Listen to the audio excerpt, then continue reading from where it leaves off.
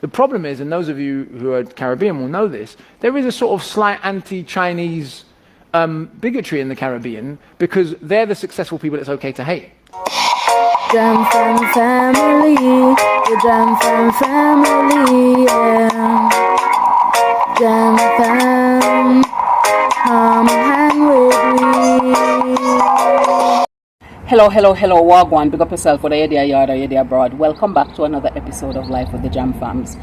On today's episode, we're going to be looking at the fact that Asians are making their mark on Jamaica, and how are they able to do this? You know, it's the question that is important that we ask, not just for the need to say something or to chat, but to actually genuinely learn. How are they able to do it so that we might be able to instill some of this in Jamaicans or adopt some of them so that we too can make the mark that we really want to make on Jamaica. For those of you who know a bit about the Jamaican history, you are aware that when there was an emancipation from servitude, when we had that emancipation, then in the 1830s, soon after, the amount of labor that was available started to go into the decline because more people were starting to work in their own fields and farms. And so there was a need for an increase in labor. And so indentured laborers were some of the first group of people who were sold the dream of the new world, the Western dream, so that they could come here and make better life for their family and enjoy the opportunities that exists. And so they took on those. Some of the people who came were people from British India, who came over in about 1845, they started to come across. And then people from China also came over in about 1849 that they started to come across. And so we had a great influx of Asians from the Asian continent coming over to Jamaica in order to make a better life for their families and to be able to support their family back home and to choose to go back when they desire to do so.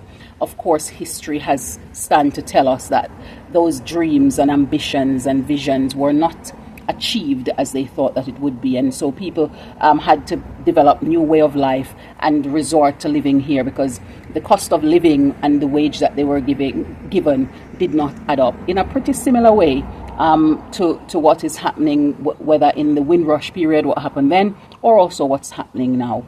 And so to people who are leaving and going towards the other developed countries in order to fulfill the dream that they're being sold in those places. Members of the Indian community and Friends of India attended India House in Kingston, Jamaica to celebrate the 75th anniversary of India's independence from the United Kingdom. The day's activities began with a flag-raising ceremony. Indians are starting to have an influx in Jamaica again, and they're coming across and they're setting up appliance shops, and they're setting up furniture stores, and they're setting up some haberdasheries as well, but they're mainly on that side where they're setting up the appliances and the furniture, and they're curating furniture that are built by Jamaican furniture builders, carpenters in Jamaica. They're curating those and selling them on. Whereas some Jamaicans who were having it difficult to sell their furniture are now having contracts with these Indian-owned furniture stores, and then they're now able to sell it on. And the key question is, how are they doing it? These are 3 Indian-owned appliances and furniture shops. They are within yards of each other on the same stretch of road in this town centre. And they are creating employment for Jamaicans and adding to the Jamaican economy.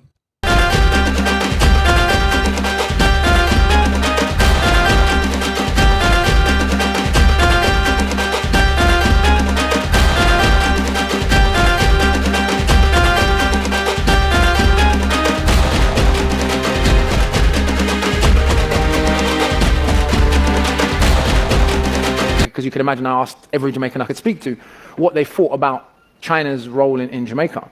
And what I could glean was, whatever we think of the Chinese, they are building infrastructure in Jamaica that Britain chose not to build in 300 years. This is just a simple fact of it. They've just cut the travel time to Montego Bay in half, which obviously what that does for the Jamaican economy and Jamaican business. Is there a worry? Should there be suspicion? Yes, of course. It's a major international power. Jamaica is a small island. However, what was interesting talking to most of the Jamaicans I spoke to, in fact, all of them, even the ones that had a problem with the Chinese relationship there, when I said, what is it the Chinese are doing that American capital or British capital or French capital is not doing? What are the specific negative things that the Chinese are doing? And no one could name anything. So their gripes with the Chinese were gripes with capitalism, not gripes with the Chinese. The problem is, and those of you who are Caribbean will know this, there is a sort of slight anti-Chinese bigotry in the Caribbean because they're the successful people it's okay to hate. You can't really hate white people, they have too much power in the Caribbean, and we've sort of learned that when white people die, there's big consequences. So Jamaicans in Jamaica, they sort of still admire Europeans despite that history. And there is this suspicion of the Chinese, and that's not to say that there is not valid reasons to be concerned, I'm just saying the suspicion is a suspicion rooted in their Chineseness, not rooted in the actual behaviors. One other example I'll give you, there are several projects that the Chinese had proposed in Jamaica that the Jamaican people said no to, the Jamaican government had to say no to. The Jamaican government then said no to the Chinese. What was the Chinese response? Was it to send the CIA in? Was it to overthrow the Jamaican democracy? Was it to cut off aid to Jamaica?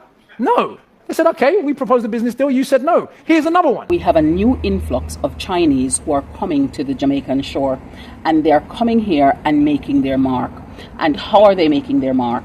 They're setting up businesses. So they're having things like, you will see supermarkets, wholesale, haberdasheries, and other shops like those that they're setting up around the place. Wherever you go, you can see them, and you know that they're Chinese owned.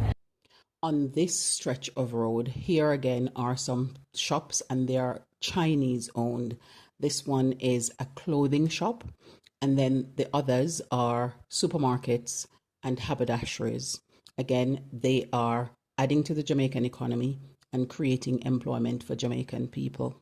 They are making their mark on the society in this way.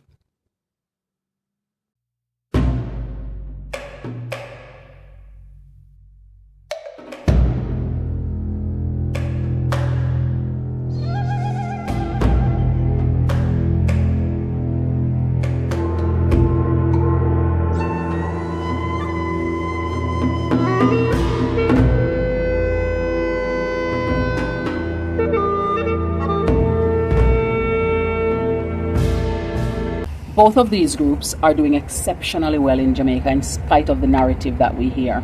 And again, like the Africans, they too are using group economics. And so they pool their monies together into one pot, they set up one store, and then they use collective responsibility, where they use their individual skills, look at what they're good at, and that's what they go into and do, and then they build that business out. And then if you notice with those two groups of people that they are scaling up, and so before you know it, they've opened another chain and another chain and another chain, and all those people who had pooled in the group economics eventually have their own stores. So whether this is a restaurant that they're interested in setting up, whether it's supermarkets, wholesales, haberdasheries, hardwares, appliance shops, furniture shop, you name it, whatever it is that they decide that they want to go into. Some of them own pharmacies, just whatever business that they want to undertake. Some of them have moved over into the hotel industries. They are making sure that together they are working together with a plan to be able to do this, and they are upscaling their businesses so that they're growing and developing, so that people can have a bit of the pie, and they're expanding their economy a little bit more. And so that's what they're doing and how they're doing it. These businesses also are opening up into finding new niche market. And so they're constantly taking a little bit more of the economy as they decide that they're going to continue to branch out. And it would be really interesting to see how we are going to be working with this, because this is not the government selling off things to them or giving them charitable donations for them to go and set up their business. They're pooling together and working together. And yes, they might have some international business for people who are coming here to set up international business where they can get their immigration status sorted and things like that to be able to come and be here in the country. This is something that's open to people from wherever they're coming from. They have to meet a criteria of eligibility before they can go on to doing that. And they're coming and they're setting up their new businesses. And new businesses and small businesses have benefits and opportunities and privileges that they can get once they're registered in Jamaica, that they can also benefit from regardless of who owns them, whether they're owned by Jamaicans or by somebody that is coming here as an international business person. So it's something to think about and see how we can learn from these people who are coming to Jamaica and are being successful with the move that they're making to come here, and see how can we learn from it and adapt some of those practices so we can grow through it and own our bit of Jamaica equally as well. I woke up this morning and decided to make my mom and I some Korean hot dogs. So let's get her reaction. Okay, it looks corn dog. Let's see if it tastes like it.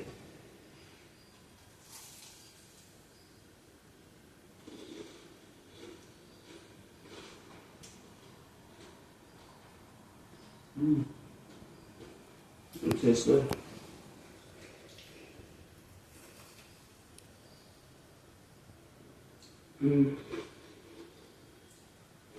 Yeah.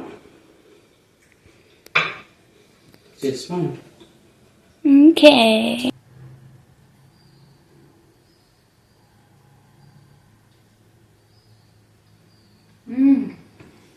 It tastes like a pancake wrapped around cheese and sausage. Okay.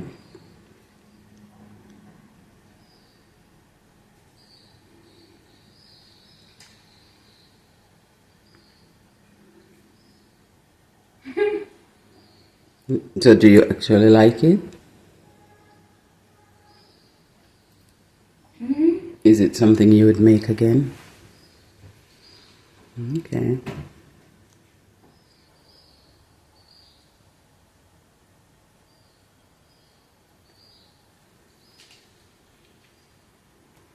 I caught you.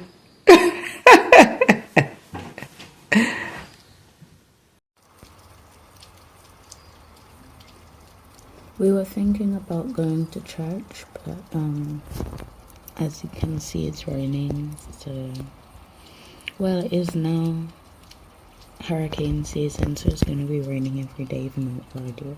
So, Eliona, what are you making? hot chocolate. Are you making enough for me to get some? Yeah. Aww, that's nice. Can I see? So what's this all about? What are you putting in there?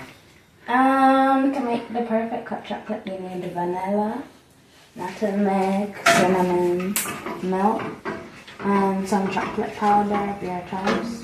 If the chocolate powder is bitter, you can put sugar. And if it's too sweet at the end when you're serving it, you can pour some hot water on it. And I like mine with crackers sometimes, but sometimes I drink it soda. Okay. So why are you making this? Is it because of the weather? No, I just like how it tastes. Okay. I just had a craving of hot chocolate. Okay, I thought it was because we are inundated with a cold front. Why are you making it? And you might be feeling like you want some warmth. No? No, I think I'm used to the cold nowadays. Okay then. Now choose from your selection of mugs. I need the one that is the marble effect. In case I give me for me make me drink. Thank you for staying with us today on this another episode of Life with the Jam Fams. It was a pleasure spending this time with you. Bye for now, and we'll see you in the next one.